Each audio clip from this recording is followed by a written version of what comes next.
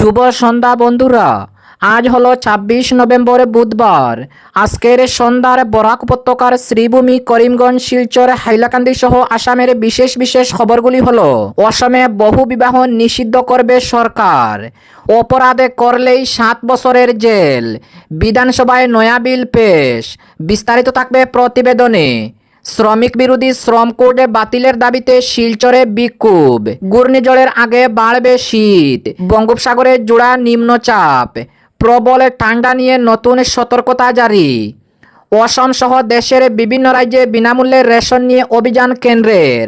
বিস্তারিত থাকবে প্রতিবেদনে। জুবিনকে হত্যা করেছেন একজন এবং সহযোগিতা করেছেন আরও ৪-৫ জন, দাবি মুখ্যমন্ত্রী হিমন্ত বিশ্ব শর্মার। অরুণোদয় তালিকায় নাম কাটার প্রতিবাদে অবস্থান ধর্মঘট এবং ভোটার তালিকায় নাম সংশোধনে আধার কার্ড বাধ্যতামূলক করেছে নির্বাচন কমিশন। তাহলে বিস্তারিত খবরে যাওয়ার আগে অবশ্যই ভিডিওটিতে একটি লাইক দিয়ে চ্যানেলটি সাবস্ক্রাইব করে পাশের বেল আইকনটি বাজিয়ে রাখবেন এবং ফেসবুক পেজে দেখে থাকলে পেজটি ফলো করে ভিডিওটি শেয়ার করবেন, যাতে সঠিক খবরগুলো সবার কাছে পৌঁছাতে পারি। এবার শুনুন আজকের খবরের বিস্তারিত। প্রথম খবর, অসমে বহু বিবাহ নিষিদ্ধ করবে অসম সরকার, অপরাধে করলেই ৭ বছরের জেল, বিধানসভায় নয়া বিল পেশ। শীতকালীন অধিবেশনের বিলে বহু বিবাহকে একটি ফৌজদারি অপরাধ হিসাবে গণ্য করা হয়েছে। নতুন আইনে কেউ দোষী সাব্যস্ত হলে সর্বোচ্চ ৭ বছর পর্যন্ত কারাদণ্ড হতে পারে।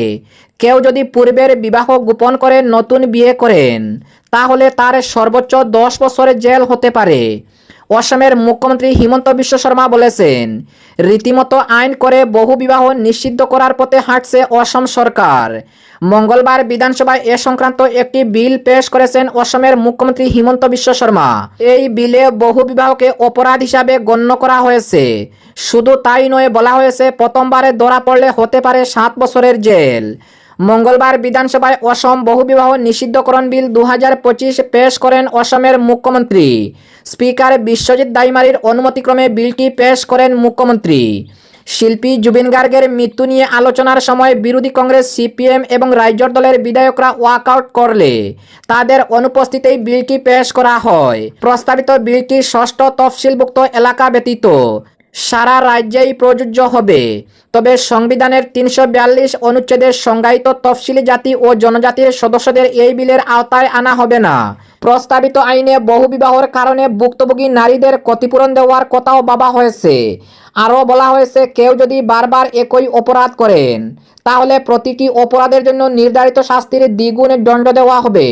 বিলে আরও প্রস্তাব করা হয়েছে, কোনো ব্যক্তি বহু বিবাহ করলে দোষী সাব্যস্ত হলে তিনি রাজ্য সরকারের অধীনে কোনো সরকারি চাকরি পাবেন না, সরকারি কোনো প্রকল্পের সুবিধাও উপভোগ করতে পারবেন না, পঞ্চায়েত, পুরসভা ইত্যাদির কোনো নির্বাচনেও প্রতিদ্বন্দ্বিতা করতে পারবেন না তিনি। অপরদিকে শ্রমিক বিরোধী শ্রম কোড বাতিলের দাবিতে শিলচরে বিক্ষোভ প্রদর্শন। ২৯টি শ্রম আইন বাতিল করে শ্রম বিরোধী ৪টি শ্রম কোড কার্যকর করার বিরুদ্ধে সারা দেশের সঙ্গে শিলচরেও কেন্দ্রীয় ট্রেড ইউনিয়ন ফেডারেশন ও কৃষক সংগঠনের নেতাকর্মীরা বিক্ষোভ প্রদর্শন করেন। বুধবার শিলচরে ক্ষুদিরাম মূর্তির পাদদেশে ৫টি কেন্দ্রীয় ট্রেড ইউনিয়ন ও বিভিন্ন কৃষক সংগঠনের প্রায় ৫ শতাধিক লোকের সমাবেশে উত্তাল হয়ে ওঠে শিলচর। বিক্ষোভ প্রদর্শন করে কেন্দ্রীয় বিজেপি সরকারের ফাঁসিবাদী নীতির বিরুদ্ধে ধিক্কার জানানো হয়। এই শ্রম কোড কার্যকর করার ফলে ৮ ঘন্টার কাজকে ১২ ঘন্টা বাধ্যতামূলক করার অগ্রাধিকার কর্পোরেটের হাতে দেওয়ায় তীব্র প্রতিবাদ জানানো হয়। এছাড়া পিএফ গ্র্যাচুইটি সহ অন্যান্য সামাজিক সুরক্ষা অনিশ্চিত করা হয়েছে। এই শ্রম কোড বাতিল না হলে তীব্র আন্দোলন হবে বলে বক্তারা হুঁশিয়ারি দিয়েছেন। এই বিক্ষোভের সমাবেশে বক্তব্য রাখেন মিহির নন্দী, সামদেব কর্মী রঞ্জন দাস, সুভাষ দেব, সুরজিৎ কুশ ও সুপ্রিয় ভট্টাচার্য প্রমুখ। সমাবেশে শ্রম কোডের প্রতিলিপি দাহ করা হয়। অপরদিকে ঘূর্ণিঝড়ের আগে বাড়বে শীত, বঙ্গোপসাগরে জোড়া নিম্নচাপ, প্রবল ঠান্ডা নিয়ে নতুন সতর্কতা জারি। বঙ্গোপসাগরে যেন একের পর এক নিম্নচাপ তৈরি হচ্ছে। আবহাওয়া দফতর আগেই জানিয়েছিল, সমুদ্রের উপরে ঘূর্ণিঝড় তৈরির অনুকূল পরিস্থিতি তৈরি হচ্ছে। সেই ইঙ্গিত মিলতেই আবার নতুন করে আরও একটি নিম্নচাপের পূর্বাভাস দিয়েছে আবহাওয়া অফিস। তবে ঘূর্ণিঝড় তৈরি হওয়ার আগে রাজ্যে ঠান্ডা একটু বেশি জোরে অনুভূত হবে বলে জানিয়েছে আবহাওয়াবিদরা। এদিকে ঘূর্ণিঝড় সেনিয়ার ক্রমশক্তি বাড়ছে। 25 নভেম্বরের মধ্যে একটি গভীর নিম্নচাপে পরিণত হয়ে 26 নভেম্বরে ঘূর্ণিঝড়ের রূপ নিতে পারে। আবহাওয়া দফতরের সতর্কতা অনুযায়ী সেনিয়ার তামিলনাড়ু অন্ধ্রপ্রদেশ উপকূলের দিকে অগ্রসর হলেও গতিপথে বদলে ওড়িশা বা বাংলাদেশের দিকে যেতে পারে। অপরদিকে অসম সহ দেশের বিভিন্ন রাজ্যে বিনামূল্যে রেশন নিয়ে অভিযান কেন্দ্রের। প্রধানমন্ত্রী গরিব কল্যাণ অন্ন যোজনার খাদ্যশস্য কি কাটছাটের পরিকল্পনা করেছে কেন্দ্রীয় সরকার, নাকি 2029 সালের পর ফের দাম দিয়ে কিনতে হবে চাল গম? ডিসেম্বর থেকে রাজ্যে শুরু হচ্ছে কেন্দ্রের বিশেষ অভিযান, ফলে এই সন্দেহ আরও জোরালো হচ্ছে। যদিও কেন্দ্র বলেছে প্রকল্পের মূল্যায়ন করতে এই অভিযান শুরু করা হয়েছে। অভিযানের পোশাকি নাম দেওয়া হয়েছে কনকারেন্ট এভালুশন। মন্ত্রক সূত্রে জানা গিয়েছে ইতিমধ্যে পাইলট প্রকল্প হিসাবে উত্তরপ্রদেশ, অসম, তেলেঙ্গানা, উড়িষ্যা, মহারাষ্ট্রে এই অভিযান শুরু হয়েছে। লখনউয়ের একাডেমি অফ ম্যানেজমেন্ট স্টাডিজকে দায়িত্ব দেওয়া হয়েছিল কিভাবে হবে এই অভিযান, কোথায় কোথায় তা দরকার তার প্রাথমিক রূপরেখা তৈরি করে দিতে। সেই মতো ঠিক হয়েছে রাজ্যে গিয়ে রেশন গ্রাহকের, রেশন দোকানদার, গুদাম, রাজ্য স্তরের ভিজিলেন্স কমিটি এবং রাজ্যের খাদ্য দপ্তরের সংশ্লিষ্ট আধিকারিকের সঙ্গে কথা বলবে কেন্দ্রীয় টিম। নেওয়া হবে তাদের কাছ থেকে রিপোর্ট। তারপরই ঠিক হবে প্রধানমন্ত্রীর গরিব কল্যাণ অন্ন যোজনার ভবিষ্যৎ। হতে পারে প্রকল্পের পরিবর্তন।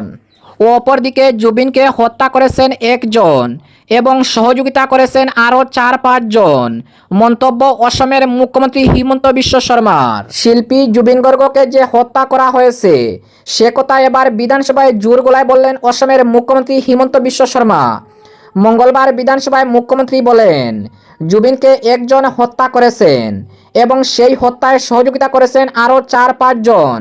তবে আগামী 8 ডিসেম্বর হত্যা মামলায় চার্জশিট জমা দেওয়ার পর তদন্ত প্রক্রিয়া থামবে না। জুবিনকে যে গত 8 বছর ধরে অবহেলা করা হয়েছে তা নিয়েও চলবে তদন্ত। শীতকালীন অধিবেশনের প্রথম দিন জুবিনের রহস্যজনক মৃত্যু এবং চলতি তদন্ত প্রক্রিয়া নিয়ে আলোচনা চেয়ে মুলতবি প্রস্তাব বিধানসভায় নিয়ে আসেন বিরোধীরা। সাধারণত বিরোধীদের কোনো মুলতবি প্রস্তাব গ্রহণযোগ্য হয় না, কিন্তু এদিন জুবিন কাণ্ড নিয়ে বিরোধীরা মুলতবি প্রস্তাব নিয়ে আসতেই আলোচনায় রাজি হন মুখ্যমন্ত্রী হিমন্ত বিশ্ব শর্মা। শুধু তাই নয়, মুখ্যমন্ত্রী এও বলেন জুবিনকে নিয়ে আলোচনায় শাসকপক্ষের তরফে কোনো বিধায়ক বক্তব্য রাখবেন না। প্রথমে ভাষণে বিরোধী দলনেতা দেবব্রত শইকীয়া বলেন, মুখ্যমন্ত্রী বারবারই বলেছেন জুবিনকে হত্যা করা হয়েছে, তাই সবাই জানতে চান জুবিনকে কে হত্যা করেছে। জুবিনের পরিবারও একথা জানতে চায়। মুখ্যমন্ত্রীকে সব কথা খুলে বলা উচিত। অপরদিকে অরুণোদয় তালিকায় নাম কাটা নিয়ে প্রতিবাদ, অবস্থান ধর্মঘট। যাদের স্বামী নেই, পুত্রহীনা, সর্বহারা, অসহায় কিংবা বিকলাঙ্গ, বৃদ্ধা, অন্যের বাড়িতে পরিচারিকার কাজ করা মোটেও সম্ভব নয়, এসব মহিলার নাম অরুণোদয় তালিকায় অন্তর্ভুক্ত ছিল। হঠাৎ করে এই তালিকা থেকে নাম কাটা হলো কেন?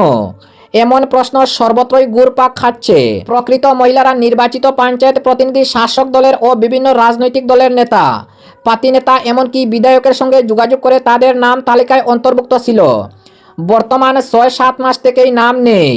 তাদের ন্যায্য পাওনা পুনরায় পাইয়ে দেওয়ার জন্য 6-7 মাস থেকে আবেদন নিবেদন করে আসা, এরপরও তাদের কথায় গুরুত্ব না দেওয়ায় নিরুপায় হয়ে মঙ্গলবার দলছড়া জিপির শতাধিক মহিলা কালাইন ব্লক কার্যালয়ে জমায়েত হয়ে দিনভর অবস্থান ধর্মঘট পালন করেন।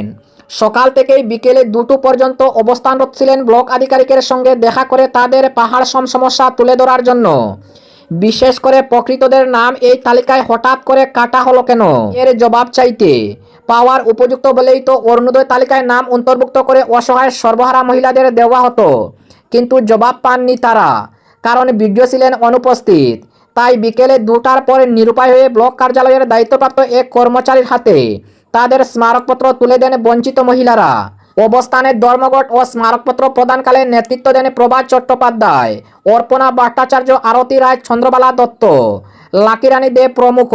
তাদের প্রশ্ন, গরিবের প্রতি মেহেরবানি অর্থাৎ দয়া মায়া স্বরূপ অরুণোদয় প্রদান করা হয়, ভিক্ষার ঝুলিতে কে বা কারা হাত ঢুকিয়ে তাদের অরুণোদয় তালিকা থেকে নাম কেটে দিলেন, এমন ব্যক্তিদের পরিচয় জানতে আগ্রহ প্রকাশ করেন বঞ্চিত মহিলারা। এবং আজকের শেষ খবরটি, ভোটার তালিকায় নাম সংশোধনে আধার কার্ড বাধ্যতামূলক করেছে নির্বাচন কমিশন। বিহারের এসআইআর প্রক্রিয়া শুরু করেই 65 লক্ষ মানুষের নাম বাদ দিয়েছিল নির্বাচন কমিশন। তার জেরে বিরোধীরা সাধারণ মানুষের ভোটার অধিকার রক্ষায় সুপ্রিম কোর্টের দ্বারস্থ হন। সেখানে শীর্ষ আদালত নির্দেশ দিয়েছিল ভোটাধিকার প্রমাণে যে 11টি নথির উল্লেখ করেছে নির্বাচন কমিশন, সেখানে আধার কার্ডকেও রাখতে হবে। সুপ্রিম কোর্টের নির্দেশ মেনে এবার ভোটার তালিকায় নাম তুলতে আধার কার্ডকে বাধ্যতামূলক করল নির্বাচন কমিশন।